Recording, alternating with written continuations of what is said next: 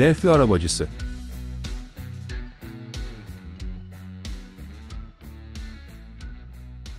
Heliokos olarak da bilinen Delphi arabacısı, Antik Yunan'dan kalma bir heykel ve antik bronz heykel örneğidir. Gerçek boyutlu bir araba sürücüsü olan heykel, 1896 yılında Delphi'deki tapınağında bulundu. Günümüzde Yunanistan'daki Delphi Arkeoloji Müzesi'nde sergilenmektedir. Heykel, Yunanistan'ın Delphi kentinde, Sicilya adasındaki Tiran Polizalus'un ve onun arabasının, Pythian oyunlarında kazandığı iki zaferden birini almak için yapıldı. Apollon onuruna düzenlenen Pythian oyunlarında kazandığı bu yarış, M.Ö. 478 veya 474 yıllarından biridir. Heykel, aslında savaş arabası, en az 4 at ve muhtemelen 2 seyis de dahil olmak üzere büyük bir heykel grubunun parçasıdır. Heykelin yanında atlara ait parçalar bulunsa da, günümüze sadece Delphi arabacısının heykeli ulaşmıştır. Heykel, Sicilya adasında yaşayan ve çalışan heykeltıraş Regionlu Pitagoras'ın yanı sıra, heykeltıraş Kalamis'in yapmış olabileceği düşünülüyor.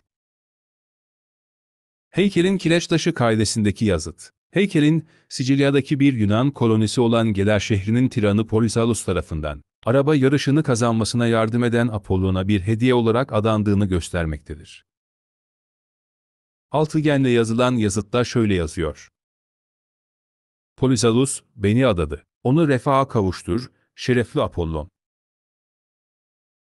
Antik çağlardan kalma bronz heykellerin çoğu, ham maddeleri nedeniyle eritildi veya doğal olarak aşındı. Ancak bronzdan yapılmış Delphi arabacısı heykeli hayatta kaldı. Çünkü Delphi'de M.Ö. 373'te bölgeyi yok eden bir kaya düşmesi sonrası kayanın altında kaldı. Heykelin sol ön kolu ve başındaki bakır dudaklar, çoğu gümüş kirpikler dahil kafasındaki bazı detaylar hariç neredeyse sağlam. Figür, saç buklelerinden ve yüzünden anlaşılacağı üzere çok genç bir adama ait. At arabasını süren yarışçılar, günümüzdeki jokeyler gibi, zayıf ve aynı zamanda uzun olmaları gerekiyordu. Bu yüzden genellikle gençler arasından seçiliyorlardı. Fotoğraftaki genç, zamanının soylu bir ailesinden gelen bir genci temsil ediyor olmalı. Çünkü, Panhellenik oyunlarındaki aristokrat araba yarışçıları, sürücülerini görkemli soylu ailelerden seçiyordu. Arabacı, ayak bileklerine kadar uzanan geleneksel kıyafet olan uzun tunik giymiştir.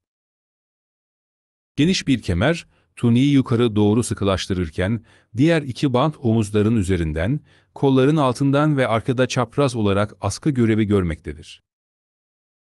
Bu sayede, yarış sırasında kıyafetin rüzgarda dalgalanması önlenmektedir.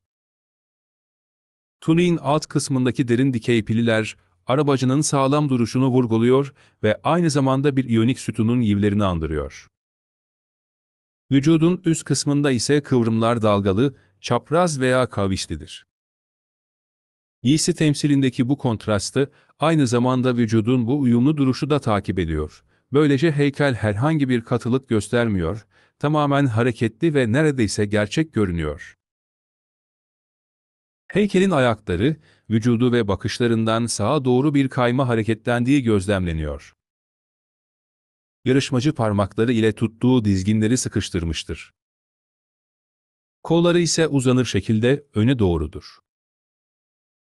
Arabacı kazandığı zaferinden sonra, sakin ve mutluluk dolu olarak hipodramda zafer turunu atarken tasvir edilmiştir. Eğer yarış sırasında olsa, daha hareketli bir şekilde tasvir edilmesi gerekiyordu. Heykelin büyük başarı kazanmasına rağmen, bağırışı yok, sadece içsel bir gücü var. Yüz ve vücutta herhangi bir dengesizlik yoktur. Özgüveni yüksek şekildedir. Bu çağ için alışılmadık bir şekilde, arabacı tepeden tırnağa giyiniktir. Çünkü bu dönemde çoğu sporcu çıplak tasvir edilirdi.